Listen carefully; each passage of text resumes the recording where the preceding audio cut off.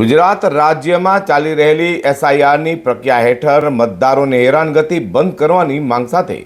આમ આદમી પાર્ટીએ સુરતના મુખ્ય જિલ્લા ચૂંટણી અધિકારીને આવેદનપત્ર આપ્યું હતું અને ફોર્મ નંબર 7ના દુરુપયોગ સામે કાર્યવાહી કરવાની માંગ સાથે મતદાર યાદીમાંથી નામ રદ કરવાની પ્રક્રિયામાં પારદર્શિતા જરૂરી છે તેમ કહ્યું છે।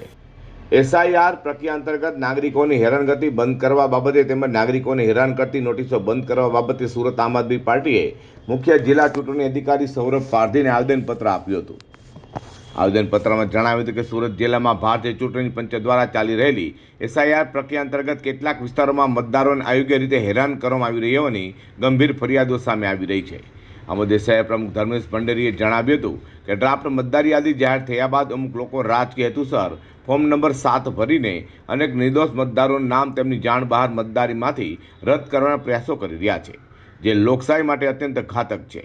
મતદારની ઉંમર અને તેમના માતા પિતાની ઉંમર વચ્ચે તફાવત હોવાનું કારણ દર્શાવી વારંવાર લોજિકલી નોટિસ પાઠવી મતદારોને બોલાવવામાં આવી રહ્યા છે। સરકારી દસ્તાવેજી પુરાવા રજૂ કર્યા છતાં આવી નોટિસો મોકલવી સંપૂર્ણપણે અયોગ્ય છે અને સામાન્ય નાગરિકોમાં ચૂંટણી પંચ પ્રત્યે અવિશ્વાસ પેદા કરે છે।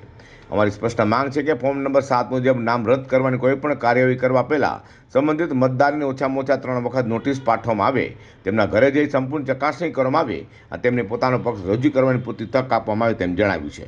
એસઆઈઆરની કામગીરીમાં થઈ રહેલી હેરાનગતિના વિરોધમાં આવેદનપત્ર આપવા માટે સુરત આપ પ્રમુખ ધર્મેશ ભંડેરી, સુરત લોકસભા ઇન્ચાર્જ રજનીકાંત વાઘાણી સાથે વિપક્ષ નેતા પાયલ સાકરી, ઉપનેતા મહેશ અણઘન, વિપક્ષ દંડક રચનાબેન હિરપરા, આમ આદમી પાર્ટીના કોર્પોરેટરો, પ્રદેશ મંત્રી મથુર બલદાણિયા સહિત પ્રદેશ અને શહેર સંગઠનના પદાધિકારીઓ અને મોટી સંખ્યામાં કાર્યકરો ઉપસ્થિત રહેવા પામ્યા હતા।